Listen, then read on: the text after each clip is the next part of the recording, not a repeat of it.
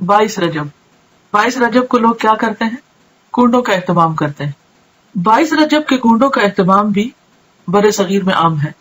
22 رجب کو کنڈے بھرنا بطور رسم رواج پا چکا ہے، یعنی اس کا رواج عام ہو چکا ہے. اس رسم میں کسی منت کے پورا ہونے پر حلوہ پوری اور کھیر وغیرہ پکائی جاتی ہے. تاریخ کے مطالعہ سے یہ بات سامنے آتی ہے کہ اس رسم کی ابتدا 1906 یعنی 1906 میں امیر مینائی کے خاندان سے ہوئی جو ہندوستان کے شہر سے تعلق رکھتا تھا. اس رسم کا مقصد امام جعفر کی روح کو ایصال ثواب تھا. حالانکہ اس بات کا تعین نہیں ہو سکا کہ مذکورہ امام کی پیدائش یا وفات ماہ رجب میں ہوئی تھی. کوئی بھی نہیں جانتا کہ واقعی امام جعفر اس مہینے میں پیدا ہوئے یا ان کی وفات ہوئی. لیکن اس رسم کو جو کہ تقریباً 100 سال پہلے شروع ہوئی امام جعفر سے منسوب کر دیا گیا. تو اس سے یہ بھی پتہ چلتا ہے کہ اس کا آغاز نبی صلی اللہ علیہ وسلم نے نہیں کیا. یہ چیز اصل دین میں نہیں. تو ہماری تو بزرگوں کو مجھے یاد ہے کہ 22 رجب کی ٹکیوں کے لیے نیاز بننے کے لیے چولہے کے لیے گیس نہیں تھا. میرا بچپن میں مجھے یاد ہے بعض جگہوں پر گیس نہیں تھا، وہ لکڑیاں بھی دھوئی جاتی تھی. چولہے میں لکڑی جلائی جاتی تھی، اسے بھی دھویا جاتا تھا. اب آج کے بچے کہیں گے کہ لوگ لکڑی گیلی کر کے دھواں دے دی. وہ دھوئے ہوئے کو نہیں دیکھتی تھی، وہ عقیدت کو دیکھتی تھی. ہر سال چونا ہوتا تھا گھروں میں، لپائی پتائی ہوتی تھی گھروں کے اندر کہ نیاز کے دن آ رہے ہیں اور نظر کے دن آ رہے ہیں اور مولا کے دن آ رہے ہیں. کسی بھی غریب کو کھانا کھلائیں، لوگوں کا خیال کریں، اللہ اس سے راضی ہوگا. وہ یہی صدقہ ہے جو اسلام میں ہے. اس کے علاوہ کوئی اور ٹیکنیکل قسم کے جو کھانے ہیں، ٹھیک ہے بعض لوگوں کے پاس اس کے دلائل ہوں گے، لیکن ہمارے علم میں وہ دلائل ہمیں سمجھ میں نہیں آتے. علماء کی ایک بہت بڑی جماعت کو وہ دلائل سمجھ میں نہیں آتے. رسول اللہ صلی اللہ علیہ وسلم نے ارشاد فرمایا، من احدث فی امرنا ھذا ما لیس منہ فہو رد. ہمارے دین میں کوئی ایسی چیز ایجاد کرے جو ہمارے دین میں سے نہیں تھی تو وہ رد ہے، وہ مردود ہے. ایک روایت میں مردود کا لفظ بھی ہے، اس کو چھوڑ دو. تو جس طرح صحابہ کرام غرباء اور مساکین کا خیال کیا کرتے تھے، اسی طرح آپ بھی کر لیا کریں. الگ سے کوئی اسپیسیفک نام دے کر اور تاریخیں متعین کر کے اس طرح کے کھانوں کا انتظام نہ کریں، اور کوئی اگر کرتا ہے تو آپ اس میں شرکت نہ کریں، وہ کھانا نہ کھائیں. جب مسلمانوں کو پتہ چلا کہ رجب کے عبادتوں کا اور مخصوصاً رجب کے عمرے کا، رجب کے روزے کا اتنا ثواب ہے، تو یہ سوال بھی پھر مسلمانوں کے ذہن میں آیا کہ جو اس مہینے میں، اس بابرکت مہینے میں عمرہ کرنے نہ جا سکے، آج کل کووڈ ہم نہیں جا سکتے، جو مریض ہے روزہ نہیں رکھ سکتا، وہ اس فضیلت کو، کم فضیلت نہیں ہے، اس فضیلت کو کیسے حاصل کر سکتا ہے؟ حدیث میں ہے کہ اس فضیلت کو وہ شخص جو روزہ نہیں رکھ سک رہا ہے، وہ شخص جو عمرے پہ نہیں جا سک رہا ہے، وہ اگر اس فضیلت کو حاصل کرنا چاہتا ہے، اس کے لیے راہ اطعام ہے. وہ رجب میں دسترخوان بچھائے، اپنے مؤمن برادران کو، بھائیوں کو اس سفرے پر بھلائے، کھلائے، اطعام کرے، راہ خدا میں خوشنودی ہے خدا کے لیے، اور اسی ثواب کو حاصل کرے جو رجب میں عبادتوں کا، روزوں کا، عمرے کا تھا. اس لیے رجب میں مؤمنین دسترخوان بچھاتے ہیں. آپ کو دسترخوان امام جعفر صادق علیہ الصلوۃ والسلام مبارک ہو، اس لیے کہ یہ برکات، یہ فیوزات ہمیں اہل بیت کے بغیر نہیں مل سکتی تھی. ہمارا شکر ہے، ہم شکر ادا کرتے ہیں، اور تمام امت مسلمہ کو شکر ادا کرنا چاہیے کہ یہ رحمتوں کا مہینہ، ہم اس رحمتوں کے، برکتوں کے مہینے میں ہیں. اور اس کی برکات اور رحمات کو خود رسول خدا صلی اللہ علیہ وآلہ وسلم کی احادیث کی روشنی میں آج مسلمانوں تک موجود ہے تمام کتابوں میں، اور اس کے خلاف بولنے والوں کو خدا آج بھی رسوا کرے گا، اور قیامت کے دن تو انہوں نے رسوا ہونا ہی. 11ویں ہو، چھٹی ہو، 100واں، 10واں، 20واں، 40واں اور برسی، یہ سب ایصال ثواب کے نام ہے. اصل چیز ایصال ثواب. حضرت سیدنا امام جعفر صادق رضی اللہ تعالی عنہ کے ایصال ثواب کے لیے یہ کیے جاتے ہیں. حضرت کی تاریخ 22 نہیں ہے، 15 رجب. کیا ہے؟ لوگوں میں جو بات کہانی مشہور ہے جس کی وجہ سے اصل نزاع ہے وہ یہ کہ 22 رجب تاریخ ہے حضرت امیر معاویہ رضی اللہ عنہ جو صحابی ہے. تو مشہور یہ ہوا کہ شیعہ ان کے وفات کے دن خوشی مناتے ہوئے چھپ کر یہ کھیر وغیرہ پکاتے تھے کچے برتنوں میں، بعد میں وہ برتن ضائع کر دیتے تھے اور اندر بلا کے کھلاتے تھے، باہر نہیں کھلانا، پتہ نہ چلے. مشہور یہ ہو گیا، اس کی وجہ سے ایسا لوگوں میں شبہ آ گیا اگر حضرت امیر معاویہ کی دشمنی میں ہو رہا ہے، ان کے خلاف ہو رہا ہے، تو ایسے کسی ایصال ثواب سے ہمارا تعلق. ہم تو دعا کرتے ہیں یا اللہ اس کا ثواب ہر مومن مرد، ہر مومن عورت کو پہنچا. تو اس میں سب آ جاتے ہیں. حضرت امام جعفر صادق کی تاریخ 15 رجب ہے، 22 نہیں. تو حضرت امیر معاویہ کو بھی ایصال ثواب کرے، امام جعفر صادق کو بھی ایصال ثواب کرے، لیکن یہ شرط رکھنا کہ برتن خاص ہوں گے، اندر کھانا ہے باہر نہیں کھانا، ایسی کوئی شرط ہمارے ہاں نہیں ہے، نہ ہونی چاہیے. اور یہ بھی نہیں کہ صرف کھیر ہو، پوری ہو، کوئی چیز بھی ہو اس پہ آپ کر سکتے ہیں، کوئی خاص چیز اس کے لیے ضروری نہیں. اگلا سوال ہے کہ 22 رجب کے کنڈوں کے حوالے سے آپ کا کیا موقف ہے؟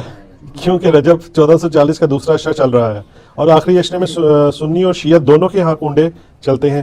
شریعت محمدیہ صلی اللہ علیہ وسلم میں اس کی کیا اہمیت ہے سر؟ کوئی اہمیت نہیں ہے جی. شریعت محمدیہ کے اندر یہ ایک بدعت داخل کی گئی ہے صلی اللہ علیہ وآلہ وسلم. یہ جس طریقے سے کئی کہانیاں چل رہی ہیں نا، یہ کنڈے بھی ایک کہانی ہے. اور ظاہر ہے جب بھی کوئی کہانی لانچ کرنی ہوتی ہے امت کے اندر کسی بڑی پرسنالٹی کے ساتھ اسے منسوب کیا جاتا ہے. تو یہ کنڈے منسوب کیے ہیں انہوں نے سیدنا امام جعفر بن محمد باقر بن علی بن حسین بن علی علیہ السلام اجمعین، المتوفى 148 ہجری. وہ کہتے ہیں امام جعفر کسی کو خواب میں آئے تھے، انہوں نے بشارت دی تھی کہ جو رجب کے کنڈے کرے گا تو اس کے لیے یہ بشارتیں ہوں گی. یہ تو سٹارٹ ہی خواب سے ہو رہا ہے، اس کا دین کے ساتھ کوئی لینا دینا نہیں، نہ امام جعفر کے ساتھ کوئی لینا دینا ہے. یہ وہ ایک پروپیگنڈا جو شیعہ کے ہاں چلا اور وہ کنڈے چل رہے ہیں. اور سنیوں کے ہاں بھی چونکہ امام جعفر ایک ڈومیننٹ پرسنالٹی ہے، ان کو رسپیکٹ دی جاتی ہے، ہم خود دیتے ہیں. تو چونکہ اب ان کا نام بولا گیا ہے، جس طرح کہ 11ویں کے اوپر شیخ عبد القادر جیلانی کا نام بول دیا جاتا ہے تو وہ 11ویں چلنا شروع ہو گئی ہے، اس طرح سنیوں کے ہاں بھی چلنا شروع ہو گئی. باقی دوسری طرف اہل سنت میں جو اینٹی شیعہ ایلیمنٹس تھے انہوں نے کوشش کی کہ جی اس سرمنی کو ڈیلیوٹ کرنے کے لیے انہوں نے ایک نئی کہانی ڈیوائز کی. انہوں نے کہا کہ اصل میں 22 رجب کو حضرت معاویہ ابن ابی سفیان رضی اللہ تعالیٰ عنہ کی وفات ہوئی تھی، اس وفات کی خوشی میں شیعہ جو ہے نا وہ کنڈے بناتے ہیں. یہ ایک نئی کہانی انہوں نے دریافت کی. تو یہ کہانی جب آپ نے دریافت کی ہے تو یہ کہانی دریافت جن لوگوں کے بارے میں کی ہے سر ان کی بھی رائے لے لیں کہ ان کا موقف یہ ہے بھی ہے کہ نہیں. تو وہ آپ کو کہیں گے کہ ہمارے لیے حضرت معاویہ کی موت یا زندگی اتنی اہمیت کی حامل نہیں ہے کہ ہم اس کو سیلیبریٹ کریں. وہ تو کہتے ہیں ہم ان کو کوئی اہمیت دیتے ہی نہیں ہے، ہم ان کو اتنا امپورٹنٹ پرسنالٹی کے طور پہ نہیں مانتے. وہ کیا مانتے ہیں وہ اگلا معاملہ ہے، لیکن کہتے ہیں اتنا بھی ہم نے سیریس نہیں لیا ہوا ان کو. یہ اسی طریقے سے ہے جیسا کہ بریلویوں کو یہ کیا کہانی کی کروائی جاتی ہے اور جو بندیوں کو کہ اہل حدیث اماموں کو نہیں مانتے. ہم بھی بچپن میں، میرا خود بھی سارے فرقوں میں، مطلب میرا تو بلٹ اپ سارا بریلویت میں ہوا ہے. تو اب یہ بہت بڑی کہانی اور چل رہی ہے. آپ کسی اہل حدیث سے بھی جا کے پوچھے کہ یار آپ اماموں کو نہیں مانتے، وہ کہیں گے نعوذ باللہ ہم تو مطلب اماموں کی خدمات کو لے کے چل رہے ہیں. چلے اگر امام حنیفہ رحمہ اللہ سے کوئی اختلاف بھی ہوا کسی مسئلے میں وہ تو الگ بات. باقی جو 3 بڑے فقہ کے امام ہیں، 3 وہ جو کہانی کرا کے بتائے گئے ہیں، یہ تو ہزاروں فقہ کے امام ہیں جن کے نام کتابوں میں ہیں لیکن وہ پبلکلی نہیں چلے. یہ وہ 4 امام تھے جن کو فرقوں نے آپ سمجھ لیں پروموشن کرنا شروع کر دی تو ایک معاملہ چل گئے، پارٹیاں مل گئی ان کو. جیسے نبی اسلام کی ایک بیٹی سیدہ فاطمہ کو پارٹی مل گئی، باقی بیٹیوں کو پارٹی نہیں ملی تو وہ بیچاری مشہور نہیں ہوئی. حالانکہ شیعہ کی معتبر کتابوں کے اندر یعنی نبی اسلام کی 4 بیٹیاں، ایران کے شیعہ تو 4 وہ کہتے ہیں یہ تو انڈاؤٹڈ مسئلہ ہے. یہاں پہ کہانیاں انہوں نے کروائی ہوئی ہیں. ایون سب سے بڑا جو رافضی ہے یاسر الحبیب وہ بھی نبی اسلام کی 4 بیٹیاں مانتا ہے، وہ بھی اس کے بھی انکار کرنے کی ضرورت نہیں بھی. ناج البلاغہ کے اندر مولا علی علیہ السلام نے حضرت عثمان کو داماد رسول فرمایا. ٹھیک ہے، تو کہانیاں لیکن وہ چل رہی ہوتی ہیں اس طریقے سے. تو وہ ایک کہانی انہوں نے چلا دی اور وہ کہانی ان کی بکنی شروع ہو گئی کہ اماموں کو نہیں مانتے. وہ آپ اہل حدیثوں سے پوچھے آپ اماموں کو مانتے ہیں، وہ کہتے ہیں سر اماموں کا نہ مانے تو ہماری ساری کتابیں ختم ہو جائیں گی، کیونکہ امام بخاری کے استاد ہیں احمد بن حنبل، احمد بن حنبل کے استاد ہیں امام شافعی، امام شافعی کے استاد ہیں امام مالک، اور ان اماموں سے حدیثیں ہیں بخاری مسلم میں. اگر ہم ان اماموں کو ہی نہ مانیں تو ان حدیثوں کو پھر ہم کہاں سے مانیں گے جن کی چین سے وہ آ رہی ہیں. وہ پھر آپ کو بتائیں گے کہ ہم اماموں کو بھی مانتے ہیں اور اماموں کی بھی مانتے ہیں. اماموں کو مانتے ہیں کہ ان کی رسپیکٹ کرتے ہیں، اماموں کی مانتے ہیں کہ اماموں نے ہمیں بتایا ہے کہ ہماری کوئی بات بھی کتاب و سنت کے خلاف ہو تو اس کو چھوڑ دو. ہم اماموں کی روایت کردہ احادیث کو مانتے ہیں، باقی ان کے جو فتاوی جات ہیں جو دوسری صحیح الاسناد احادیث یا صحابہ کی اقوال کی روشنی میں غلط ثابت ہوتے ہیں، ہماری روشنی میں نہیں ان کی روشنی میں، ہم ان چیزوں کو چھوڑ دیتے ہیں. تو اسی طریقے سے شیعہ کے بارے میں کہانی کرا دی، وہ حضرت معاویہ کی ڈیتھ کا دن منا رہے ہیں اور یہ سنی بھی ان کے دیکھا دیکھی شروع ہو گیا، ان کا اور چل رہا ہے. یہ اصالہ ثواب کے معاملے میں میرا بالکل کیٹاگوریکل ایک اوپینین ہے.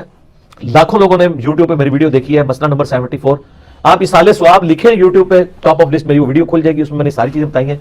11ویں ہو، میلاد ہو، محرم کی نیاز ہو یا آپ کی رجب کے کنڈے ہوں، ان ساروں کے بارے میں کہ یہ سب کی سب ایکٹیویٹیز دین میں خود سے داخل کی گئی ہیں. ہم ان کو کفر و شرک والا معاملہ نہیں کہتے لیکن بدعت تو ہے. اب رہ گیا مسئلہ کہ اس طرح کی ایکٹیویٹیز میں جو کھانا ہے وہ حلال ہے یا حرام ہے. وہ بھی میں نے اس کے اندر بتایا ہوا ہے کہ کھانے کو حرام کہنے کے لیے یہ چیز ضروری ہے کہ آپ پہلے اس کی حرمت ثابت کریں. اس میں دو طریقے ہیں، یا تو وہ چیز جو پکائی جا رہی ہے وہ حرام ہو، وہ خنزیر بنا دیتا ہے تو حرام ہے، یا چیز تو پاک تھی لیکن اس کے ذبح کے وقت زبر کے ساتھ غیر اللہ کا نام لیا گیا بالکل تو وہ پھر بھی حرام ہو جائے گی. تیسرا مسئلہ ہے تقرب والا. تقرب میں اب دو طرح کے آپشن ہے. ایک تقرب یہ ہے کہ کوئی شخص یہ کہتا ہے کہ میں فلاں بزرگ کے اصالے ثواب کے لیے کر رہا ہوں، حضرت حسین علیہ السلام کو ثواب پہنچا ایک میری طرف سے ہدیہ، تو اس کے معاملے میں بھی ایسا کوئی سختی والا معاملہ نہیں ہے. لیکن اگر کوئی تقرب یہ کر رہا ہے کہ یہ صالح ثواب ان کو پہنچے اور وہ میرے مشکل کشا ہے اور اس کے بدلے میں یہ میری مصیبت حل کر دیں گے، تو وہ تو نیاز کے بغیر ہی عقیدہ شرک ہے، نیاز سے سائڈ پہ رہ گئی، عقیدہ ہی غلط ہے. بالکل ٹھیک ہے نا. تو ہمارا تو موقع بھی ہے کہ ہمارے پاس کوئی اس طرح کی کھانے پینے کی چیز لے آتا ہے، ہم اس سے پہلے پوچھتے ہیں کس کے نام کی ہے. اگر وہ کہتا ہے اللہ کے نام کی ہے تو بسم اللہ پڑھ کے کھا لیں. اگر وہ کہتا ہے یہ فلاں بزرگ کی ہے تو اسے پوچھے یہ بزرگ کے نام سے مراد آپ کیا لے رہے ہیں؟ کیا ان کی رضا کی خاطر ہے، ان کے نام کا ذبیحہ ہے؟ تو سر یہ کوئی بھی نہیں آپ کو کہے گا. کوئی جاہل کہہ دے تو کہہ دے، وہ کہے گا نہیں اللہ نے نام دیا ثواب پہنچانا ہے انہوں نے. اچھا جی، پھر زیادہ وہم نکالنا ہے تو آپ پوچھ لیں کہ ثواب پہنچا کے کڈنا کہے وچوں جی تسی واقعی کھانا نہیں کھانا تے جی کھانا تے اتنے تک ہی سوال رکھو، زیادہ غلوف نہ کریں آپ کیونکہ غلوف کریں گے نا تو معاملات بگڑیں گے. اور یہ میں آپ کو اپنی طرف سے نہیں بتا رہا، صحیح بخاری میں سیدہ عائشہ نے نبی علیہ السلام سے پوچھا، رسول اللہ یہ کچھ نیو مسلم ہے، ہمیں نہیں پتا انہوں نے ذبیحہ صحیح کیا یا نہیں کیا، تو یہ جب کوئی اس طرح کی گفٹ لے کے آتے ہیں ہم کیا کریں؟ آپ بسم اللہ پڑھ کے کھا لیا کرو. اللہ آپ نے کہا کہ بلاؤ، آپ یہ بھی کہہ سکتے تھے حلف دلواؤ، یہ وہ وہم نکالا کہ مسلمان کا ذبیحہ ہے نا تو حسن ظن رکھو، زیادہ نیٹی گریٹیز میں نہ پڑھو. سبحان اللہ. ٹھیک ہے نا. اس کا غلط رزلٹ بھی نکال لیا یوسف القرضاوی صاحب نے. انہوں نے وہ اسلام میں حلال و حرام ایک کتاب لکھی، اس میں انہوں نے لکھا کہ یہ جو غیر مسلموں کے بھی جو ذبیحے چل رہے ہیں نا، اور جو KFC میکڈونلڈ چل رہے ہیں، جو ڈیفینیٹلی ذبیحے ہے ہی نہیں ہے، وہ اللہ کے نام کے کیا، وہ تو مطلب بالکل ذبح والا معاملہ ہی اس کے اندر اس طریقے سے نہیں ہے، نہ وہ اللہ کا نام لیتے ہیں. وہ کہتے ہیں بسم اللہ پڑھ کے آپ کھا سکتے ہیں، اور اس حدیث سے لی تو میں نے ان کا بھی رد کیا کہ سر ایڈی بھی کھلی چھٹی نہ دو. مسلمان کا ذبیحہ ہے نا اس کے اوپر آپ کو وہم نہیں کرنا چاہیے اگر وہ مسلمان ہے. اب وہ اگلا مسئلہ شروع ہو جائے گا کہ وہ بریلوی ہے، دیوبندی ہے، اہل حدیث ہے، شیعہ ہے، یہ نئی کہانی کرنے کی ضرورت نہیں ہے. اہل کتاب کا ذبیحہ بھی حلال ہے.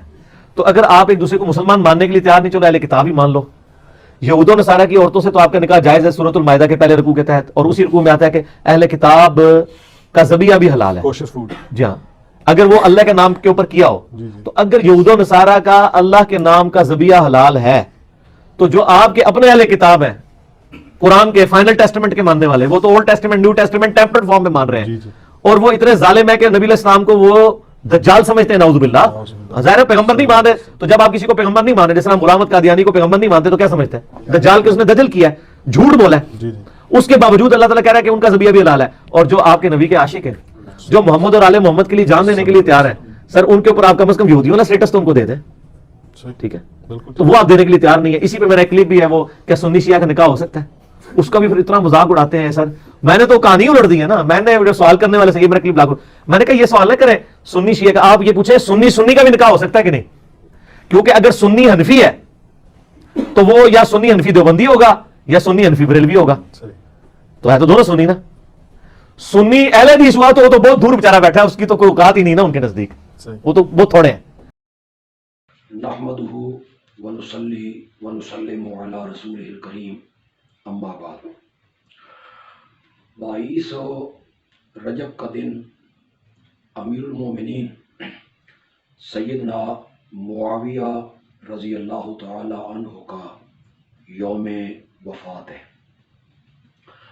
حضرت سیدنا معاویہ رضی اللہ تعالی عنہ نے 20 سال گورنری فرمائی، اور گورنر بھی حضرت سیدنا فاروق اعظم رضی اللہ تعالی عنہ اور حضرت سیدنا عثمان ذو النورین رضی اللہ تعالی عنہ کے دور خلافت میں رہے. 54 صوبوں میں حضرت سیدنا معاویہ رضی اللہ تعالی عنہ بحیثیت امیر المومنین ان کی خلافت قائم رہی. 54 صوبوں پر انہوں نے بڑے عدل کے ساتھ اور بڑے انصاف کے ساتھ انہوں نے حکمرانی فرمائی اور خلافت کا حق ادا کیا. یہ اپنی بھرپور زندگی گزارنے کے بعد 22 رجب کو حضرت سیدنا معاویہ رضی اللہ تعالیٰ عنہ اس دنیا سے رخصت ہوئے اور عالم بقا کی طرف تشریف لے گئے. چنانچہ सन 1904 में या 1905 में लखनऊ के अंदर दुश्मनाने सहाबा ने और ख़ास कर दुश्मनाने मुआविया ने उनकी वफात पर और इंतकाल के दिन पर खुशी मनाते हुए हलवा पूड़ियाँ पकाई खाई, जश्न मनाया। और चूंकि अहले सुन्नत का जोर था इसलिए यह तय हुआ कि इसे अंदर बंद कमरे में खाया जाएगा और इसे बाहर नहीं निकाला जाएगा, अहले सुन्नत से डरते हुए कि अहले सुन्नत एतराज़ करेंगे कि हजरत सैयदना मुआविया रजी अल्लाह तआला अन्हु के इंतकाल के दिन खुशी मनाना, जश्न मनाना, हलवे पूरे पकाना और उसे मिल बैठ के खाना, और इसलिए उन्होंने इसे बंद कमरे में खाने का रिवाज दिया। रजब के महीने में कोई ख़ास इबादत नहीं है जिसका शरीयत में हुक्म। ये जो लोगों ने रजबी बनाई हुई है और नमाज़ें बनाई हुई हैं और कॉलेज इमाम जाफ़र के, ये सब बिदात हैं। 23 रजब को हज़रत अमीर मुआविया की वफ़ात बिल्कुल जो कुंडे शुंडे बनाते हैं, बहुत बड़ा गुनाह है कि एक सहाबी जलील की मौत पे खुशियाँ मनाते हैं। सवारात है, कोई साथी ने लिखे रजब के कुंडों की, कुंडों नहीं लिखना चाहिए, कुंडों वाह भी चाहिए थी, रजब के कुंडों की शरई हैसियत क्या है, नीयत इसका खाना और इसमें हिस्सा लेना के साथ तक दुरुस्त है क्या? रजब को हज़रत इमाम जाफ़र सादिक़ की तारीख़ या पैदाइश का दिन अगर है तो इसका मनाना कुरान और सुन्नत के नज़दीक कैसा? इमाम जाफ़र सादिक़ रहमतुल्लाह अलैह दी ना पैदाइश है इस महीने, ना कोई वफ़ात है, कोई इस दिन ना 22 रजब ना उनका कोई जोड़ नहीं, ना सुन्नी किताबां ना शिया कुछ भी नहीं, बिल्कुल एक गल बनावटी है। दर पर्दा जरा पक्की जो भी कोई नहीं, मगर बहरहाल मशहूर रिवायत यही तारीख की बे हज़रत मुआविया रज़ी की मौत 22 रजब में हुई। इस तो शिया लोग अपनी जगह से उन्होंने समझ के वो एक बहुत खराब आदमी सी, उन्होंने मौत हुई तो ईद का दिन जश्न का दिन मनाते भी पूड़ियाँ हो हलवे हो खाओ पियो खुशियाँ करो, दर पर्दा गल है। और इमाम जाफ़र सादिक़ बिल्कुल कोई शिया भी भरा मेरी मदद करे विखावे भी उन्होंनी पैदाइश हैगी, उन्होंने मौत हैगी कोई नहीं, रजब ना कोई तलक नहीं। हज़रत मुआविया रज़ी की मौत का किस्सा जो बिल्कुल तारीखी है, वो पर धंधा शुरू होया। मगर ये गल अगर नंगी कर देते तो फिर जो साढ़े सादा सुन्नी इन्होंने काहनूं रलना सी, ये इसे तरह जाल फस सकते थे ना भी नियाज आ बरकत आ जरा दुआऊगा वो सारे काम ठीक होंगे, बल्कि नाल ज़मीमा बात कि इमाम साहब ने आख्या वो मुश्किल ना हल हो, बराबर सूजी पावे बराबर खंड बराबर घ्यो तो दिन क़यामत मैनू फड़ लो। हाँ ऐसी गल्लां को आवाम चाहते वाह वाह वाह कई छापते हो जाए तो बेवकूफ लोग ना कि जितना मुराद पूरी होनी ना कोई गल है। अगर कोई मुश्किल है मुसीबत है तो अल्लाह ताला नूं पुकारो, अल्लाह मुश्किल हल करना हर जमाने सुनने वाला, खैरात करनी वो नाँ से करो। तो ये कूंडे कुछ नहीं, कूंडा खुद लफ्ज़ हिंदुस्तानी है, अमीर मीनाई लखनवी ने इन्हें शुरू किया, उस तो पहले ना कोई शियाई कर रहा नहीं, कोई नहीं। उस शायर ने मौजदा मुसवे नातिक बनाया, 16 सफ़े की एक नज़म झूठी कहानी लकड़ हारे की, वो लोग पहला पढ़ते हैं इस न्याज के मौका से किस्सा झूठा। मुफ्ती इनायत अली मरहूम हो चुके, शिया आलम से रियासत मीरपुर खैरसदे जी, मेरे सामने मैं आख्या मुफ्ती साहब की किस्सा, उन्हें आख्या मौलवी साहब करिए, हक दसना बहुत मुश्किल है। तो साढ़े रियासत के नवाब भी ये करते थे, वो मीर जड़े से उन्होंने देगा पकाइया मजमा लगा सी बैठे, उन्होंने बाप भी बुढ़ा बैठा सी, मैं उन्होंने रियासत का मुफ्ती सी, मेरा बड़ा अदब करते, उन्होंने मैनू ही पूछ ले कि मुफ्ती साहब ये कुंडे शुंडे जड़े की है?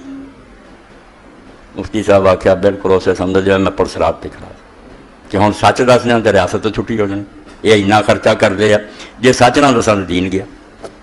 मैं फिर दलेरी करके आख्या भी नवाब साहब ये सब झूठ है, ना कोई लकड़ हारा ना ये कोई गल हुई है, ना ये कूंडिया का कोई असर है, वट मत्थे गैर अग लग गई। मैं बाद तो छोड़ के चला घर जाके मैं अपना बोरिया बिस्तर बन लिया, रियासत से खराब जाओ निकल।